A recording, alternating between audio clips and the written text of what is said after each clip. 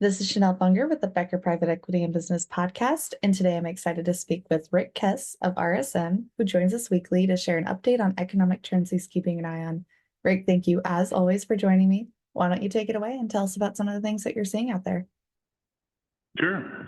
Yeah, thanks for having me. As you mentioned, I'm Rick Kes. I'm a partner in the healthcare practice focused on private equity within RSM's global practice. RSM is one of the leading professional services firms in the world.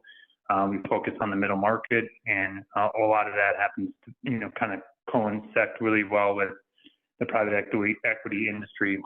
Over the last week or so, being focused in the healthcare industry, most of my clients have been reaching out to us regarding different various things impacting them related to a cybersecurity incident that occurred that is affecting, a large amount of healthcare providers and payers and other people within the healthcare ecosystem. And I think it just kind of reinforces to them a lot of the things that, we talk to them about routinely related to third-party risk and vendor management and things of that nature. And it just really sparked a lot of discussions about, things that I think, people are always aware of.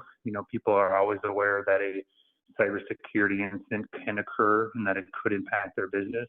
But a lot of folks, I think, sometimes tend to think, well, there's only so much we can do, and there's only so much money we can spend on third-party risk management or cybersecurity or some of these other things of that nature. But then when they occur, being prepared to handle them is really the critical takeaway. And so, I think it's just another instance that has occurred that continues to kind of create momentum around the topic. Some of these things are inevitable.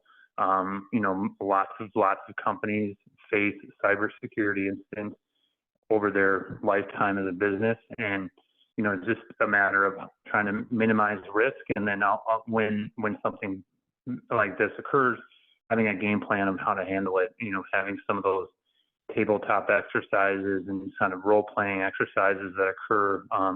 Really, those companies are seeming to kind of understand, what the protocol is, who's going to handle it, who's on point, who's responsible for what, those kinds of things. And then, I think it's lastly kind of more kind of blocking, tackling operationally. It just shows, companies that have had, cash flow issues, this type of incident that's constraining some of the transactions that typically occur within the healthcare ecosystem from occurring.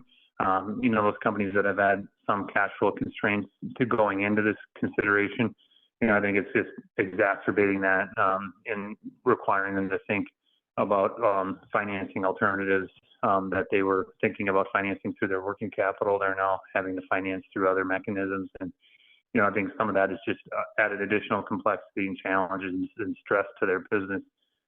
So I think it's just kind of the takeaway that we've had, and a lot of the comments that we've made for our clients is, a lot of times, sometimes third-party advisors like RSM and other firms that, focus in areas like risk, cyber risk and other risks. Sometimes we can sound like doomsayers, or we're just kind of bringing some bad news all the time, saying like, oh, this could happen or this could happen, and you should protect yourself against this risk or that risk. But when these things occur, then I think it looks to me like, hey, we do bring these things up, and it does sometimes sound like we're a broken record. We're reminding some of our clients like, hey, these are real risks that you need to address and you need to focus on.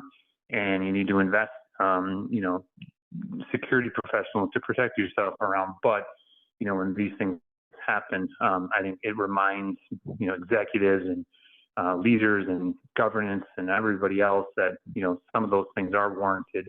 And unfortunately, some of the folks that are committing some of these cybersecurity attacks, whether we like it or not, have a lot of resources, sometimes more resources than we can even imagine. So, with resources means time and effort and people and technology and things that, really are very difficult to protect yourself against. So, I think at the end of the day, it just, sometimes, again, the broken record of, hey, these risks are real.